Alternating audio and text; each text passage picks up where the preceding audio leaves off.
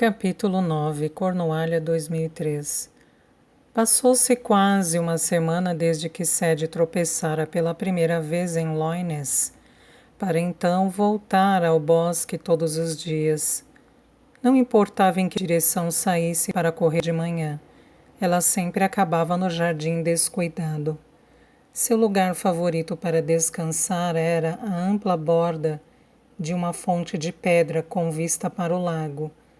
E numa manhã, enquanto estava sentada ali, viu uma inscrição bruta feita no contorno sombrio da base da fonte. A-L-I-C-E.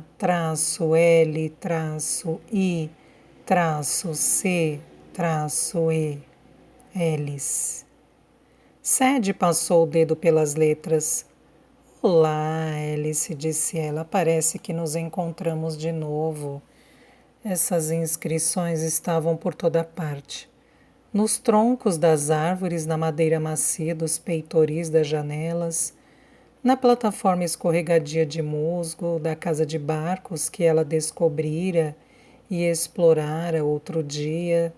Sadie tinha começado a sentir como se ela e Hélice e Devane estivessem em um elaborado jogo de gato e rato ao longo das décadas, uma conexão acentuada pelo fato de que ela passara a semana mergulhada na leitura de um prato frio, enquanto fingia estar de férias para o bem de Bertie, e tentava resolver as coisas com Donald. Deixara para ele 6 mensagens.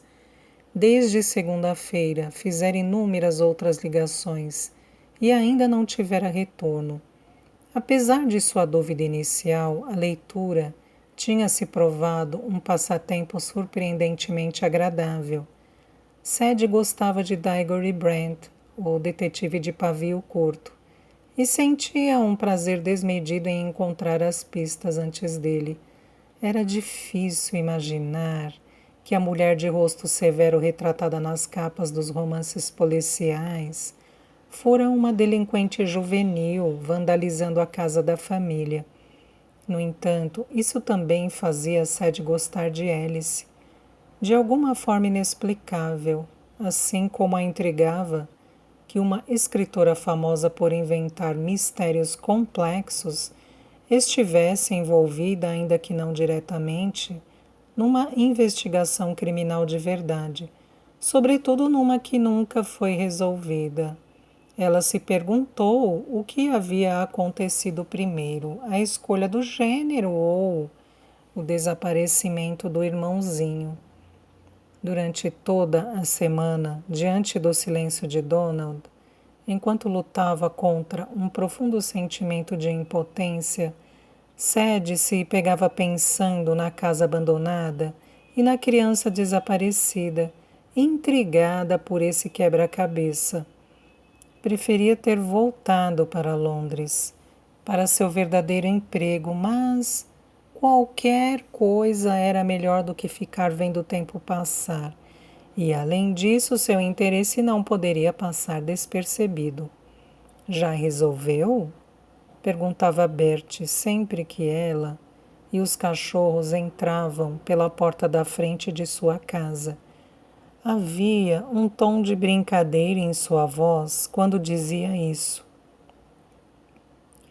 Como se ele estivesse feliz por vê-la ocupada, mas com cautela. Aparentemente, ela não conseguira convencê-lo por completo de ter tirado férias. Às vezes, percebia que Bertie a observava com uma expressão pensativa e tinha ciência de que as perguntas sobre sua súbita visita à Cornualha e a ausência do trabalho se escondiam por trás de seus lábios. Sadie era boa em sair furtivamente da casa, a mochila pendurada nos ombros e os cães atrás dela. As escapadas mais pareciam uma barragem prestes a estourar.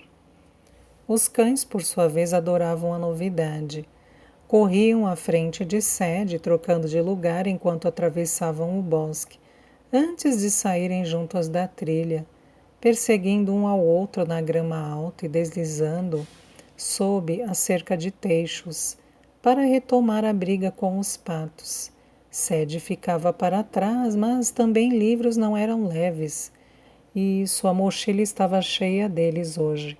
Oferta de seu novo amigo Alistair Hawker, bibliotecário da aldeia. Desde a primeira vez em que ela o encontrara, ele foi tão útil quanto sua coleção limitada permitia. Infelizmente não era muito. Era a culpa de Hitler. Uma bomba durante a Segunda Guerra Mundial havia destruído os registros dos jornais dos anos anteriores a janeiro de 1941. Sinto muito mesmo, disse Alistair. Eles não estão disponíveis online, mas posso encomendá-los na British Library. Talvez encontrar alguma coisa para você começar. Sede comentou que isso seria ótimo. E ele começou a trabalhar digitando intensamente em um teclado de computador e folheando cartões de arquivo antigos em um conjunto de gavetas de madeira, antes de se desculpar e sumir a passos largos, atrás de uma porta marcada com a palavra arquivos.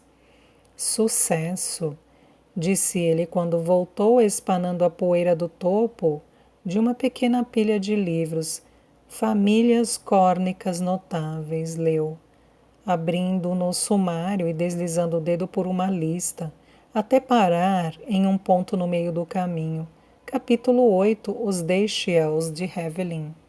Sede olhou para ele, não convencida. A casa que me interessa se chama Loines. A Casa do Lago, sim, mas fazia parte de uma propriedade muito maior. Creio que Loines era originalmente a residência do jardineiro-chefe. E os Deixiels eram gente daqui extremamente poderosos em seu tempo. Aquela velha história, força e influência diminuíram, junto com o saldo bancário da família. Algumas decisões empresariais imprudentes, alguns óvulos ruins, a série obrigatória de escândalos aristocráticos. Ele agitou o livro. Você vai encontrar tudo aqui. Sede foi embora com a nova carteirinha, seu primeiro cadastro em uma biblioteca. Uma fotocópia do capítulo 8, Os Deixiels de Hevelin, e O Menino Edevane, de Arnold Pickering, um relato arrebatador sobre o desaparecimento, que a detetive tinha a hesitante honra de ser a primeira a pegar emprestado desde agosto de 1972. Também pegou um exemplar em bom estado de Um Prato Frio. Naquela tarde, enquanto Bert estava ocupado fazendo o bolo de pera, Sede se instalou no quintal da casa, ouvindo o suspiro e o quebrar das ondas e lendo sobre a família Deixiel. Era, como disse o bibliotecário, um conto de grandeza e declínio. Sede percorreu as primeiras centenas de anos, como Elizabeth ordenou cavaleiro, um marinheiro Deixiel que conseguira roubar grandes quantidades de ouro dos espanhóis. A concessão de terras e títulos, as várias mortes, os casamentos e heranças que se seguiram, voltando a ficar interessada por volta de 1850, quando a sorte da família deu uma guinada ruim. Havia a sugestão de uma expoliação, algo a ver com uma plantação de cana-de-açúcar nas Índias Ocidentais, uma grande dívida de jogo e, depois, no dia de Natal de 1878, um incêndio que começou no corredor da área de serviço e destruiu grande parte da casa da família. Ao longo dos 30 anos seguintes, a propriedade foi dilapidada e vendida, pouco a pouco, até que tudo o que restou à família Deixiel foram a Casa do Lago e os hectares ao redor dela. Os Edevanes, no fim das contas, eram apenas uma nota de rodapé na história da casa.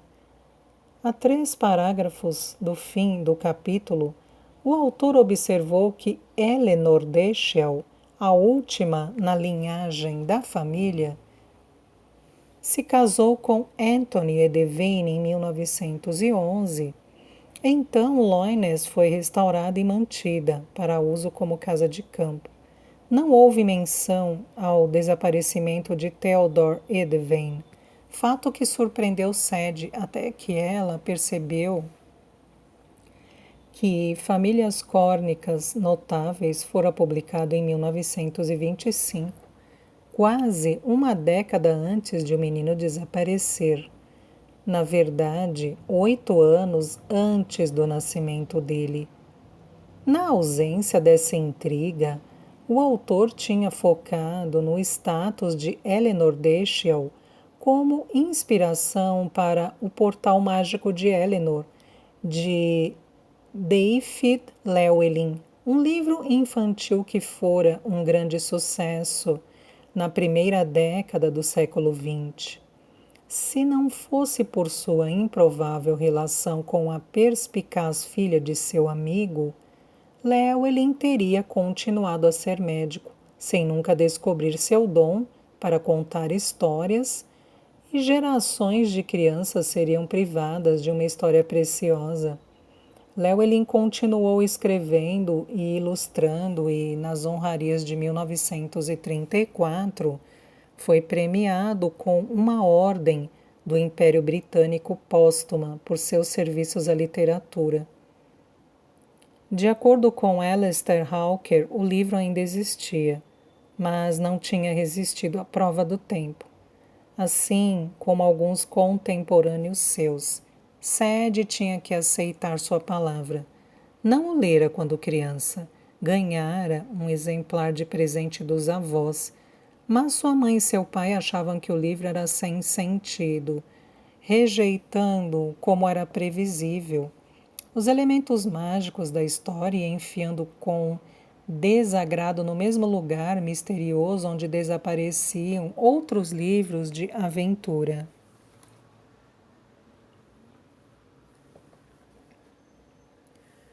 A edição que tinha agora no colo fora publicada em 1936. O papel era macio e poeirento, entremeado com páginas brilhantes de imagens que começavam a manchar na borda. Gravuras. Alistair tinha explicado quando ela pegou o livro emprestado com ele na segunda-feira. A história era sobre uma menina que vivia em uma casa grande e solitária, com um pai gentil, mas inútil e uma madrasta fria e com aspirações à sociedade. Um dia, quando seus pais estavam em Londres, a garota pôs-se a vagar ao redor da casa, cheia de correntes frias, e se viu diante de uma porta que ela nunca notara. Do outro lado encontrou um homem enrugado e de cabelos brancos, como o próprio Senhor do Tempo.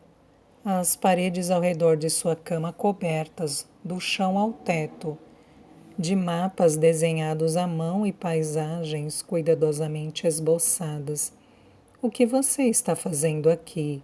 perguntou ela como qualquer um faria.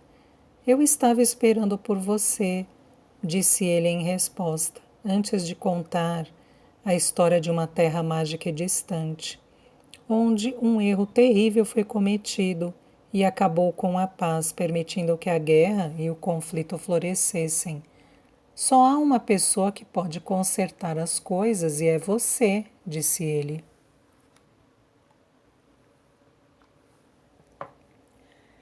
Seguindo seus mapas, a menina descobriu um túnel no jardim descuidado que a levou até a Terra Mágica.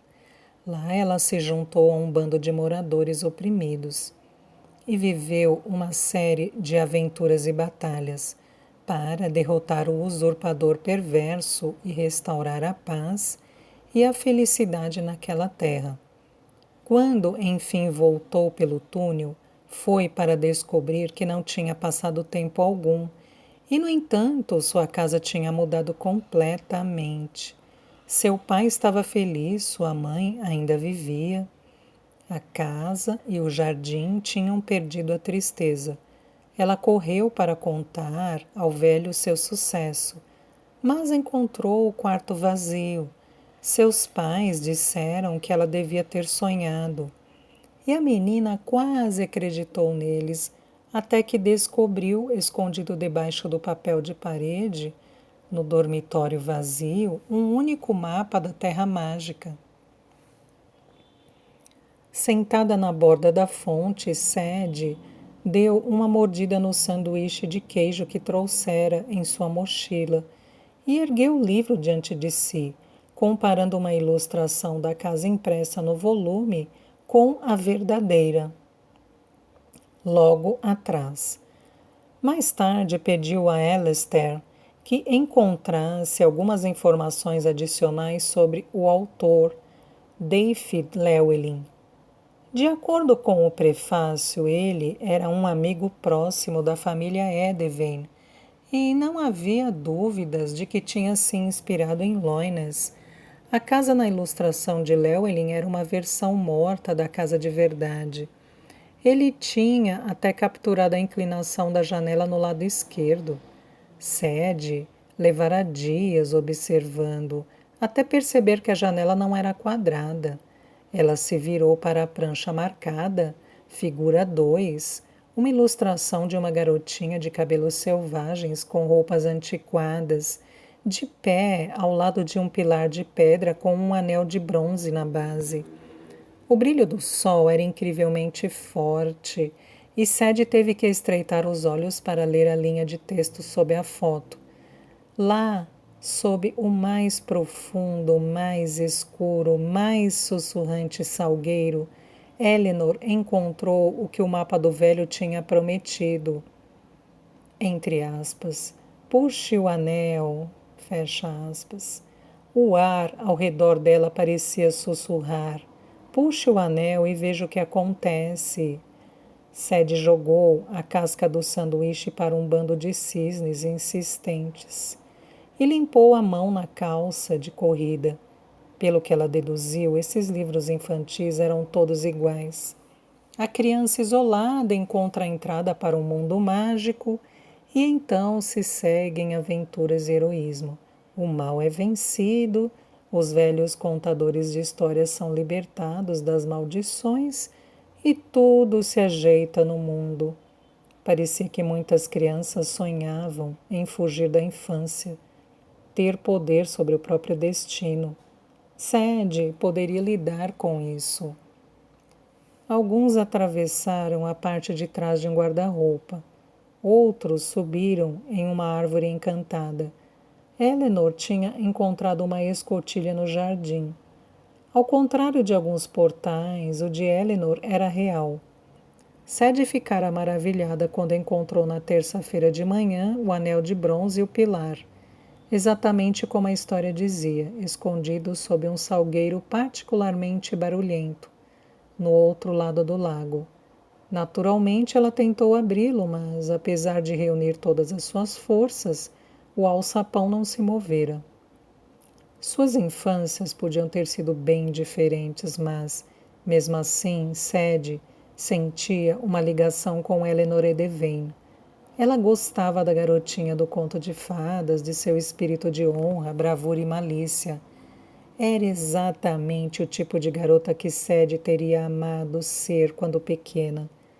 Mas também havia algo além disso. Sadie sentia-se ligada a Eleanor por causa de algo que ela encontrara antes na antiga casa de barcos junto ao córrego. Ela entrara por uma janela quebrada em um quarto que fora montado com uma cama, uma mesa e alguns outros móveis básicos. Tudo estava coberto de poeira e sujeira, sob um velho cobertor úmido, e mesmo depois de uma busca minuciosa, Sadie não encontrou nada útil, exceto apenas uma coisa que poderia ser, com justiça, chamada de interessante. O envelope tinha escorregado para trás da cabeceira da cama e perdeu-se por mais de meio século.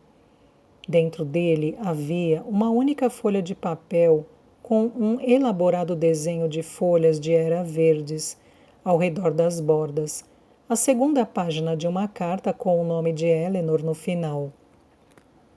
Era uma carta de amor, escrita quando ela estava grávida, na qual, em meio a declarações íntimas de que seu amado tinha salvado sua vida, ela tentava transmitir ao marido as mudanças milagrosas que aconteciam conforme o seu bebê crescia. Uma pequena mistura de mim e de você.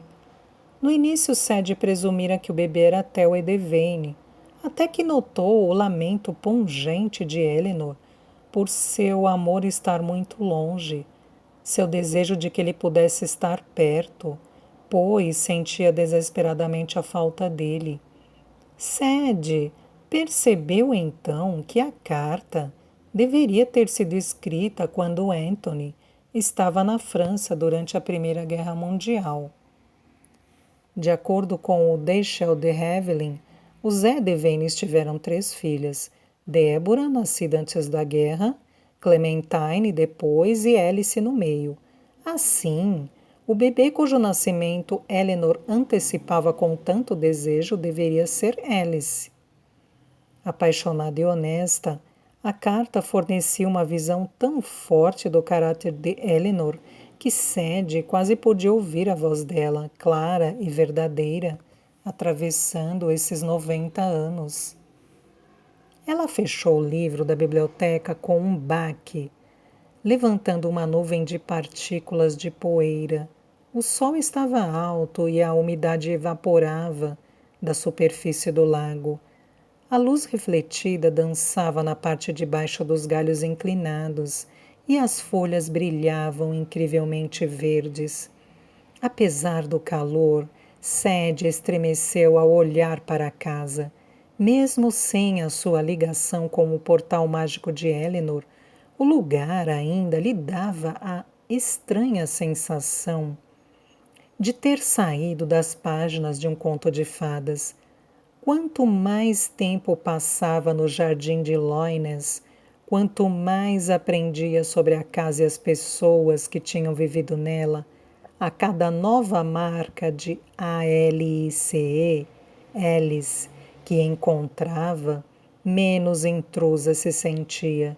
E, no entanto, não conseguia afastar a sensação de que a casa a observava. Ridículo, um absurdo fantasioso. Era o tipo de coisa que a nova amiga de Bertie, Louise, poderia pensar. Donald gargalhava em sua mente, reagia à quietude, à falta de habitação humana e de seu legado. As casas não deviam ficar vazias.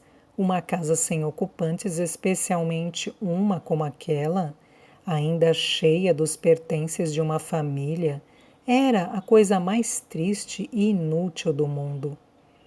Sadie seguiu o reflexo das nuvens enquanto ele se movia pelas janelas do primeiro andar, seus olhos parando na janela da extrema esquerda, o quarto do bebê, o último lugar onde Theo Edevane fora visto antes de desaparecer. Ela pegou um seixo e rolou-o pensativa entre o polegar e o indicador, avaliando o peso na palma da mão. Ali era o ponto crucial. Essa casa poderia ter sido facilmente esquecida, exceto pela história ligada a ela, a infâmia do desaparecimento do menino. Ao longo do tempo, a infâmia ganhou um eco e por fim virou folclore, o conto de fadas de um menino perdido e uma casa lançada em um sono eterno, parando de respirar enquanto o jardim continuava a crescer, descuidado em torno dela. Sadie arremessou o seixo no lago, num arco preguiçoso que terminou com um estrondoso ploft. Sem dúvida, o elemento de conto de fadas era um dos aspectos mais complicados do caso. Casos antigos eram sempre um desafio, mas aquele tinha um fator extra, o folclore. A história fora contada e repetida tantas vezes que todos passaram a aceitar o seu mistério. Se fossem honestas, a maioria das pessoas de fora que não estavam envolvidas não desejaria uma solução. Que o mistério não tivesse solução era parte de seu apelo, mas não era feitiçaria ou magia e as crianças não se desmaterializavam espontaneamente. Elas se perdiam, eram roubadas ou traficadas. Mortas às vezes também, mas em sua maioria doadas ou roubadas. Sede franziu o senho. Havia tantas crianças na sombra lá fora, separada dos pais, puxando as saias das mães. Para onde esse menino tinha ido? Alistair foi fiel à sua palavra, fazendo um pedido das cópias dos artigos de jornal originais. E Louise, amiga de Bertie, que parecia estar dando uma passadinha sempre que Sadie entrava na cozinha, prometera perguntar na ala de geriatria do hospital se alguém sabia de alguma coisa. Sadie tinha confirmado com o registro de terras que a casa era atualmente propriedade de Alice e Devane, mas, apesar das reivindicações orgulhosas dos habitantes da região, tornara-se público que a autora local morava em Londres e não aparecia na aldeia havia décadas. Sadie tinha encontrado um endereço, mas nenhum e-mail. Ela ainda não obtivera resposta a nenhuma de suas cartas. Enquanto isso, contentava-se com o exemplar da biblioteca de O Menino e Devane, de Arnold Pickering. O livro tinha sido publicado em 1955 como parte de uma série chamada Mistérios Córnicos, que também incluía um volume de aparições de fadas e a história de um notório navio fantasma que havia aparecido na Bahia. Esses dois não inspiraram confiança em Sadie e, com certeza, o relato de Pickering sugeria um amor muito maior pela intriga do que pela verdade. O livro não arriscou uma teoria sensata, preferindo permanecer escravo do misterioso desaparecimento naquela noite de solstício. No entanto, continha o que parecia ser um resumo decente dos acontecimentos e ela não estava em condições de escolher muito. Sadie tirou suas anotações recém-escritas em uma pasta que havia rotulado de Edevane. Estava se tornando um ritual diário lê-las, ali, na borda da velha fonte. Era como Sadie sempre trabalhava, absorvendo cada detalhe de um caso repetidamente, até que pudesse recitar o conteúdo de um arquivo de cor. Donald a chamava de obsessiva, ele era mais dedutivo. Mas Sadie achava que o que um homem chamava de obsessão, para uma garota era devoção. E se houvesse uma maneira melhor de descobrir falhas, omissões e discrepâncias nas provas, ela ainda não sabia qual era. De acordo com Pickering, Theodore Edevane foi visto pela última vez às 11 horas, na noite da festa, quando sua mãe foi ao quarto dar uma olhada nele.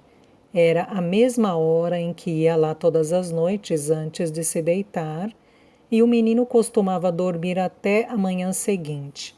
Ele era um bom dorminhoco, como Eleanor Edevane disse à polícia, e raramente acordava durante a noite. Sua visita ao bebê na noite da festa foi confirmada por uma das empregadas que viu a senhora Edevane sair do quarto e se deter para falar brevemente com outro empregado nas escadas. A criada confirmou o horário como pouco depois das 11 e disse que ela sabia disso porque estava carregando uma bandeja de taças de champanhe usadas de volta para a cozinha, a fim de que fossem lavadas para que os convidados as tivessem de volta para os fogos de artifício à meia-noite. O criado de plantão na porta da frente relatou ter visto a senhora Edevane sair da casa pouco após as 11 E, depois disso, nenhum dos convidados ou membros da família entrou até o fim da festa, exceto para ir ao banheiro no térreo. A senhora Devane passou o resto da noite na casa de barcos, de onde as gôndolas levavam os convidados para passeios pelo córrego iluminado por lanternas, e se retirou para a cama logo após o nascer do sol, quando os últimos convidados partiram, presumindo que seus filhos estavam onde deveriam estar. Ela adormeceu rapidamente e foi acordada às 8 horas por uma criada, que lhe informou que Theo não estava no berço. A família fez uma busca preliminar, mas sem grande senso de urgência e sem alertar os convidados que passaram a noite na casa. Uma das filhas dos Edevanes, a mais nova Clementine, tinha o hábito de sair cedo e às vezes levava o irmãozinho, se ele estivesse acordado quando ela passava pelo seu quarto. Foi o que pensaram ter acontecido. O café da manhã ainda estava sendo servido na sala de jantar quando Clementine Devane voltou a casa sozinha, logo depois das 10. Como não sabia do paradeiro do irmão, relatando que a porta de seu quarto ainda estava fechada quando ela passou às 6, a polícia foi chamada. O menino foi oficialmente declarado desaparecido e uma busca maciça foi iniciada.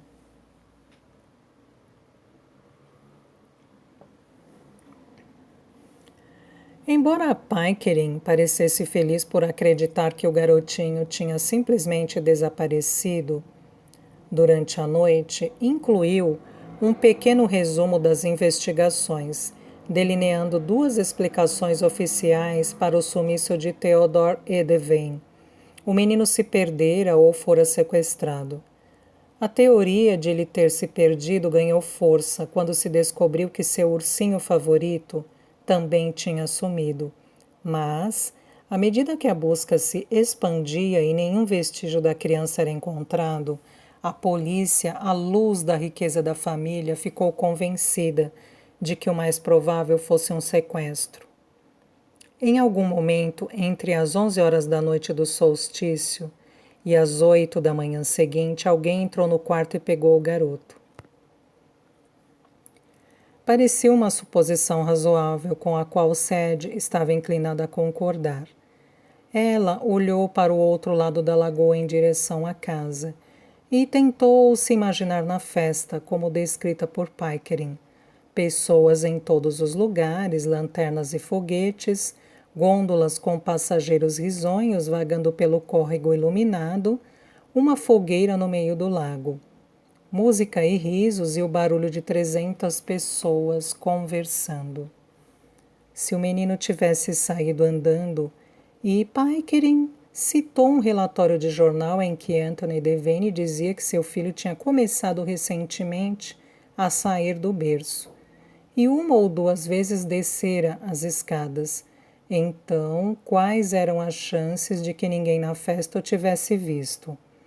Pickering fez menção a alguns depoimentos incertos dos convidados de que poderiam ter visto uma criança, mas evidentemente não havia nada concreto. E se o menino de 11 meses, de algum modo, tivesse conseguido evitar ser percebido enquanto cruzava o jardim, até onde era razoável presumir que ele poderia ter ido?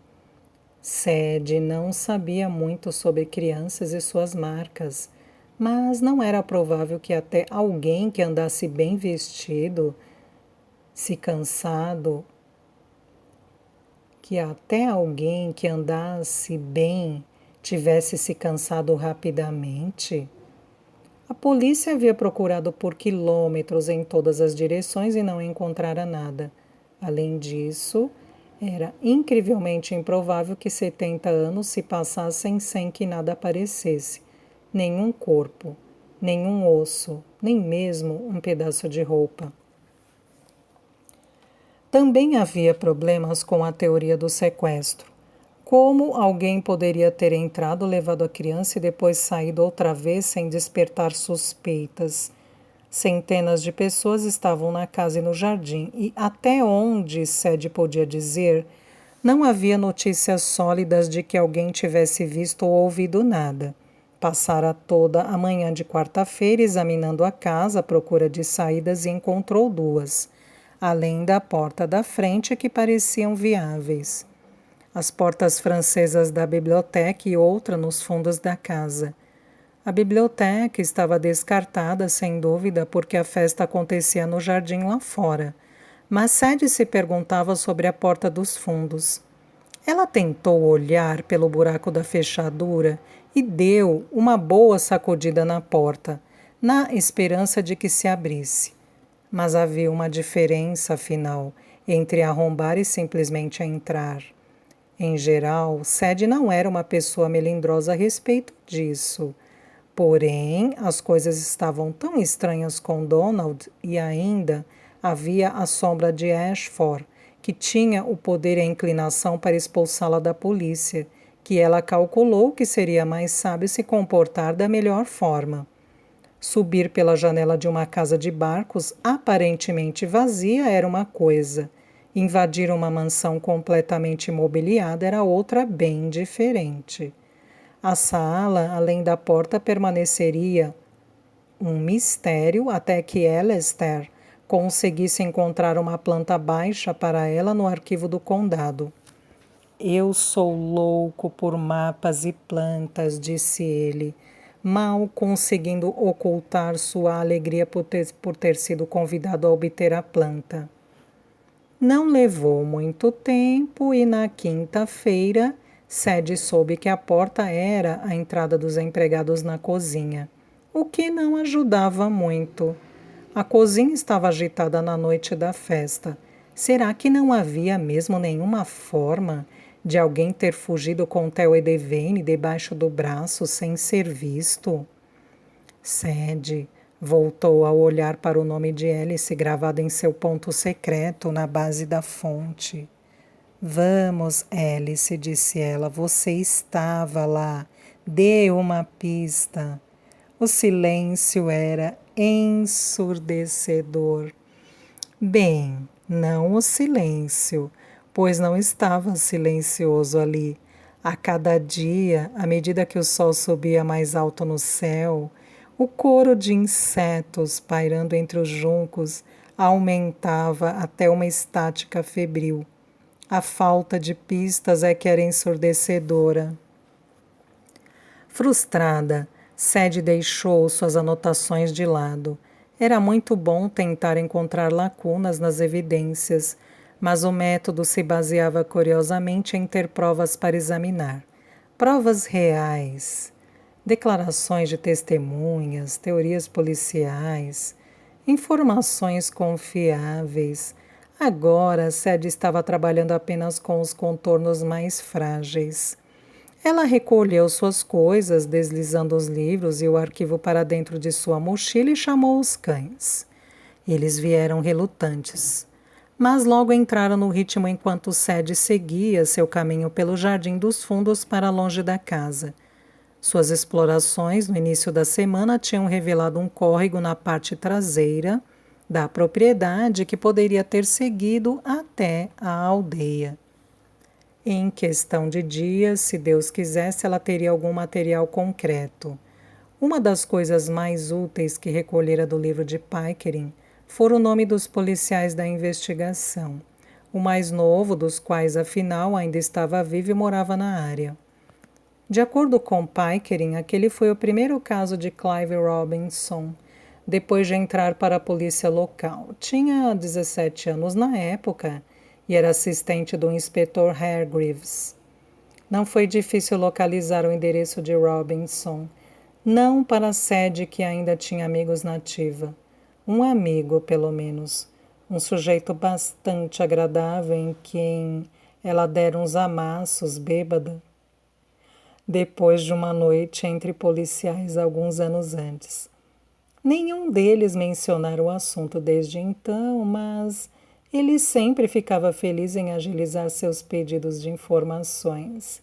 Ela havia anotado o endereço e dirigido até Polperro na tarde de quarta-feira.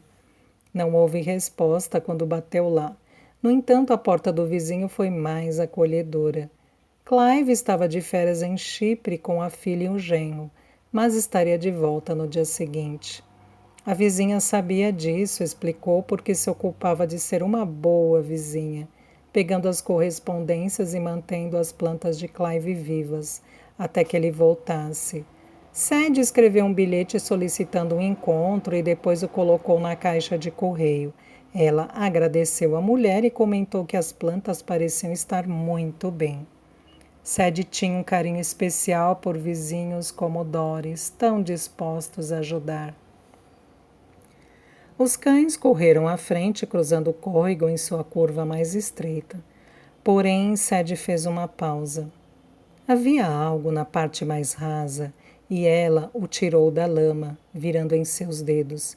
Uma pedra oval, lisa, plana como uma moeda, perfeita para ser arremessada de modo a saltar por cima da água.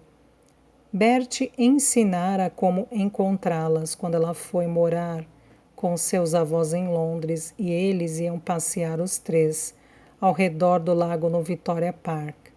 Ela arremessou a pedra satisfeita quando a viu saltar pela superfície da água.